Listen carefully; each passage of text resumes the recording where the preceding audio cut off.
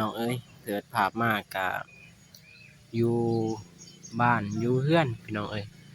มื้อนี้มามื้อนี้อยู่เฮ็ดห้องน้ำพี่น้องเอ้ยเพราะว่าห้องน้ำกะยังบ่ทันไปฮอดไสพี่น้องเอ้ยมื้อนี้บ่าวสายก็ได้ปาดห้องประตู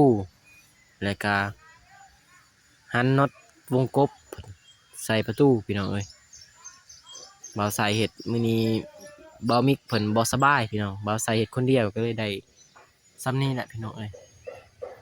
บ่าวมิกเพิ่นบ่สบายปานใดพี่น้องเป็นไข้เป็นหนาวแหละพี่น้องเอ้ยก็เฮาก็เลยบ่ได้ไว้พี่น้องเพราะว่าบ่าวมิกเพิ่นบ่สบายบ่าวสายเฮ็ดคนเดียวพี่น้องมีแต่มื้ออื่นถ้าบ่าวมิกเพิ่นเซาไข้มื้ออื่นน่าจะส่วงพี่น้องมื้อนี้เพิ่นกำลังเป็นก็เลยลุกบ่ได้พี่น้องเอ้ยทางบ่าวมิกเพิ่นพี่น้องมีแต่สิได้อัปเดตไว้ส่ำนี้แหละพี่น้องเอ้ยอัปเดตเป็นขันเป็นขันพี่น้องมื้อนี้ก็บ่าวใส่ก็หันวงกบนี้แล้วก็ตีแบบพี่น้องตีแบบได้ส่ำนั้นพี่น้องคันน้ำตามมานี่ก็กราบสบายดีสวัสดีเด้อพี่น้องหมดสุขุสุขคนบ่ว่าจะเป็นภายในหรือว่าต่างประเทศก็กราบสบายดีสวัสดีพี่น้องเด้อมื้อนี้ก็อยู่เฮือนอยู่ซ่านพี่น้องเอ้ยก็มา เฮ็ดห้องน้ำนี่แหละพี่น้องเอ้ยยังบ่ทันไปฮอดไสพี่น้องเพราะว่าทางนี้ก็ยังรอใหม่อยู่พี่น้องเอ้ยเพราะว่ายังบ่ทันมีใหม่พี่น้องทางเงินคำก็หมดซื้อใหม่บ่ได้ซื้อซ้ำใหม่พี่น้องเอ้ยซื้อวงกบกับสังกะสีมีแต่รอท่าใหม่อีกบัดพี่น้องเพื่อสิได้ตัดรังใหม่ไปทำราคามื้อนี้เม็ด40,000พี่น้องเอ้ยเด้อ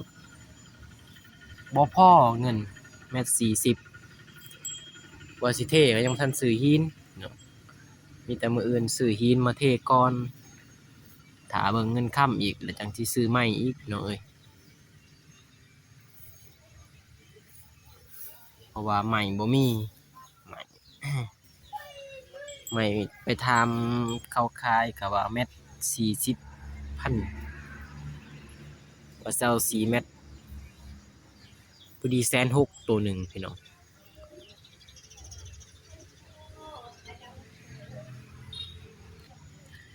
มีแต่สิได้ถ่ายนั่นนี่แหละพี่น้องเอ้ยมื้อนี้ซื้ออันนั้น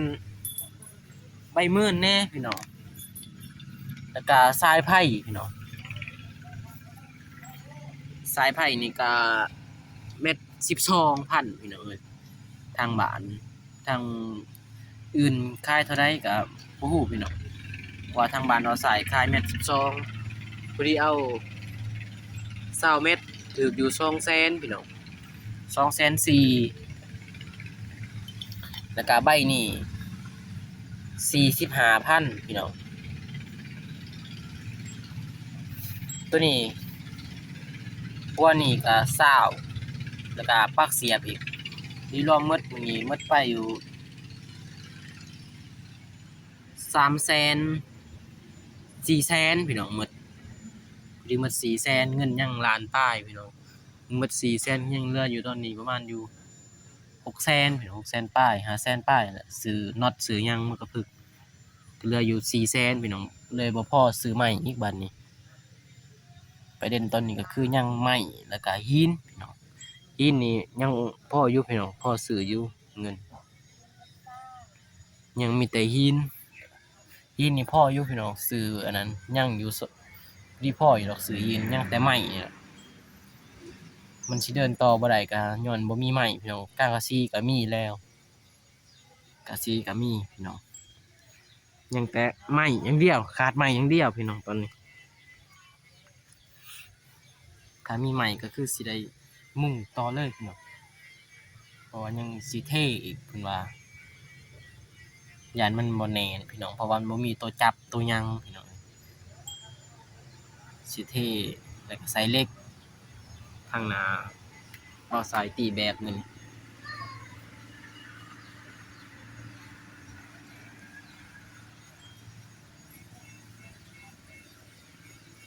มันก็เลยได้ส่ำนี้พี่น้องว่าเฮ็ดคนเดียว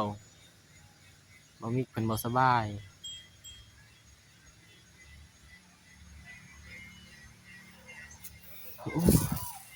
พี่น้องสวนมันเก็บมันอ่อนบานกะสวนมันแคมเฮือนเบาซ่านี่แหละพี่น้องสวนมันพี่น้องพี่นุ่งเบาสายบ่มีสวนมันพี่น้องสวนมันเขานี่ก็ห้องน้ำเก่าเขตเก่าเขาพี่น้องดินเขาเบิดนี่ก็สวนมันเขาเขตเฮือนเบาสายเขตทางข้างเฮือนเศรษฐกิจมันทางนี้สวนกาแฟบ่มีพี่น้องมีแต่มันโอ้พี่น้องอากาศก็ค่ำลงมาเลยพี่น้องเบาสายก็ได้หยุดงานนะบ่ได้เฮ็ดต่อพี่น้องเพราะว่ามันค่ำมืดเลยเด้พี่น้องมีแต่สิทาสื่อปุสื่อหินก่อนสื่อหินพี่น้องหินมาเททางแม่เพิ่นว่าให้เทเนาะยายมันบ่อยู่ว่าสิซื้อหินก็เลยงบบ่พออีกบัดนี้ซื้อหินนี่ได้พี่น้องแต่ใหม่มันซื้อใหม่บ่ได้เพราะว่าเม็ดหนึ่ง40พี่น้อง40,000เม็ดหนึ่งว่าจะเอา4เม็ดผู้ดีโต180,000พี่น้อง160,000พี่น้องบ่ไหวมีแต่สิไปหาซื้อใหม่ราคาบ่แพงแน่อยู่เมืองพุ่นแหละพี่น้องเดี๋ยวสิถามอ้ายบ่าวนุ่งเพิ่นว่าเพิ่นซื้อเขาไปเฮือนน้องก็เลยว่าโตเท่าใดโตทางบ้านนี่แพงพี่น้องเม็ด40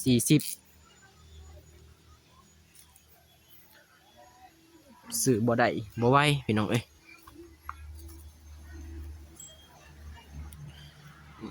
มีแต่สิได้อัปเดตไปเรื่อยๆพี่น้องเพราะว่าจนกว่าห้องน้ำสิแล้วพี่น้องบ่ทันบางทีมื้ออื่นมื้อฮื้อนี่ก็สิได้ขึ้นไปย่อเฮือนอ้ายอีกก็สิได้โจ๊ะอีกพี่น้องเพราะว่าอ้ายก็สิย่อเสาเฮือนก็ต้องได้ไปช่วยพี่น้องไปช่วยแป้งนั่นแป้งนี่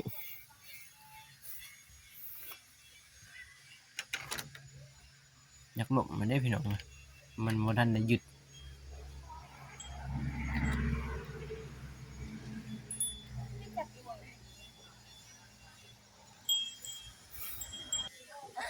นี่แหละพี่น้องมื้อนี้เว้าสายกับปาดตัวนี้พี่น้องปาดนี่เพื่อจะใส่วงกบเพราะมันตอนนั้นมันขับเด้ FC ก็ยังที่เห็นดอกมันขับเว้าสายปาดปูนนี่แหละพี่น้องปาดปูนออกเพราะมันขับมันหน่อยอ้ายพี่น้องนี่แหละแบบเพราะว่าสิเท่ทั้งแม่เป็นให้เท่พี่น้องอย่ามันบ่นั่นยันเวลาลมมามันสิได้ปิ้วก็ยันมันปิ้วพี่น้องคันทำบ่เท่เอาปูนยึดแล้วก็ใส่เหล็กเพราะว่าเนี่ยมันอยู่ข้างกลางลมพัดมานี่พอดีเลยนะพี่น้องลมพัดมาพอดีกุ่มหมดมันสิเงือกหมดเลยลมพัดมาตาบ่เท่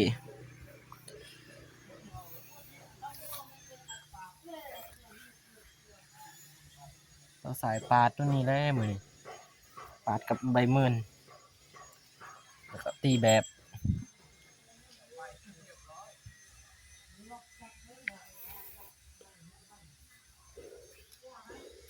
โอ้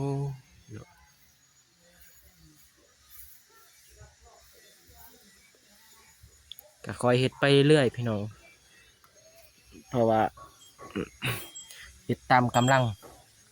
ตามแรงที่มีคอยเฮ็ดไปแล้วมือได้กะเอาพี่น้อง บ่อยากอันนั้นปานใดจากแข่ง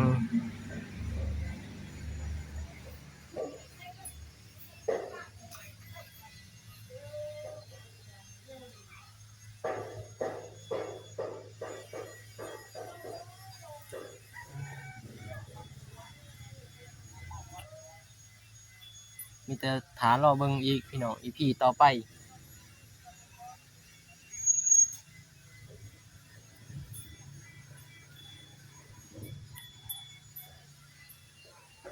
สิเทหมดพี่น้องเทเบิดนี่ทางแม่ว่าเพราะว่ายายมันบ่อยู่สิเทหมดเลยเทอ้อมเลยนะพี่น้องอ้อมห้องน้ำนี่เลยอ้อมไว้เลยเพื่อลมมามันก็เพราะว่าแนวมันเป็นมันโล่งแบบนี้ลมมาเนี่ยพอดีงามปิ้วสบายดีเด้ออ๋อทันป้องพี่น้องเพิ่นก็ทางบ่มีเพิ่นเป็นไข้มื้อนี้บ่ได้เฮ็ดเราใส่เฮ็ดคนเดียวบ่ไหวก็เลยได้ส่ำนี้แหละบ่มีเพิ่นบ่สบายพี่น้อง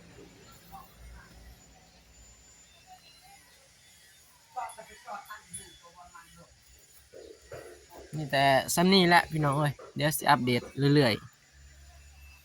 เบิ่งไปยาวๆน่าสิเป็นเดือนตามเบิ่งหรือว่าฮอดเดือนก็3 อาทิตย์เนาะถ้าเฮ็ดดีๆก็บ่โดนดอกพี่น้องเพราะว่ามันก็บ่ได้หลายปานใดดอกไม้ไม้ พี่น้องเอ้ยไม้นี่ประมาณ10 โตพี่น้องซื้อแต่เม็ดหนึ่ง40นี่แหละอย่าอุกตอนนั้นพี่น้องไม้แต่ว่าสิไปซื้ออยู่เมืองพุ่นแหละพี่น้องถ้ามีงบอีกเพราะว่างบซื้ออันนั้นทรายไผ่มันก็เลยบ่พอซื้อใหม่บัดนี้มันเดินต่อบ่ได้ ซื้อทรายไผ่ก็รวมๆก็พอดี200,000 เงินก็ซื้ออันนั้นอีกอันนี้อีกพี่น้องมันก็เลยหมดเม็ด40ทางบ้านเขาขายบ่ไหวพี่น้อง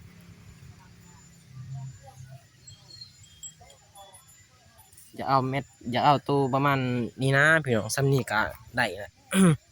สิไปเบิ่งอยู่เมืองพุ่นแหละพี่น้องประมาณโตซ้ำนี้ก็ได้แหละ8x4นี่ก็พอดีแหละพี่น้องเอ้ย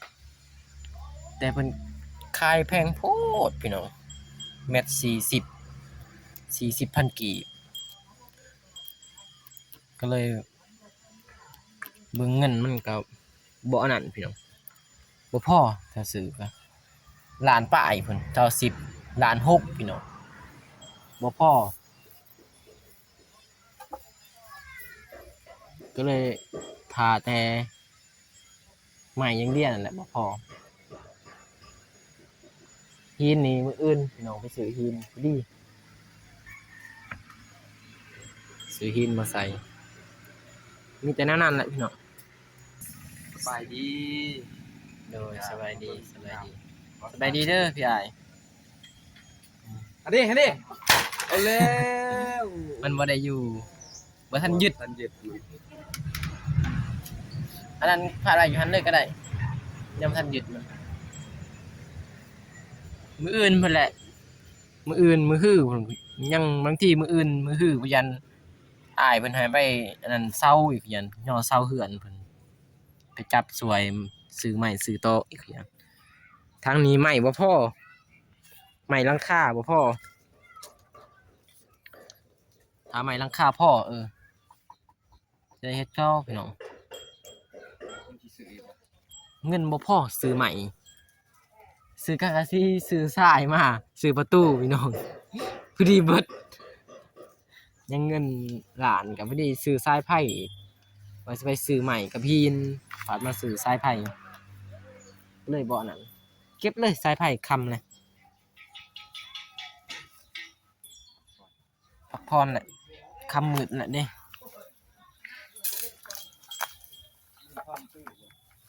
เหมือนแม่ผู้เปี่ยว มีแต่สิได้อัปเดตแนวนี้แหละพี่น้องเอ้ยเพราะว่าคอยเฮ็ดไปพี่น้องคอยเฮ็ดไปเรื่อยๆแน่นนั่นเองพี่น้องอู้ทั้งใส่เมื่อวานนี่พี่น้องเมื่อวานนี่ผสมใส่เหล็กแน่นเติบพี่น้องในยุคบ่เทก็ได้บางทีจักได้อยู่ได้บางทีบ่เทก็คือนาสิได้พี่น้อง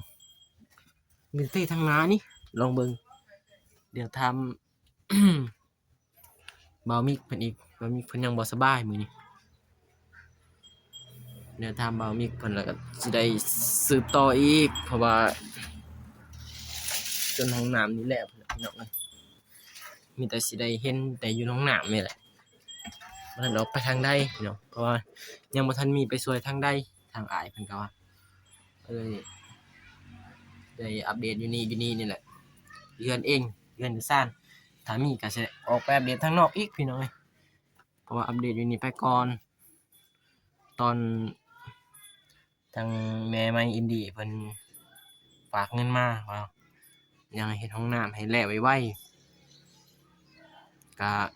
ดีใจพ่อแม่ก็ดีใจพี่น้องก็ใส่ก็เลยลงมือเฮ็ดแต่ว่าตอนนี้ใหม่บ่พอพี่น้องเอ้ยมันก็เลยเดินต่อบ่ได้พี่น้อง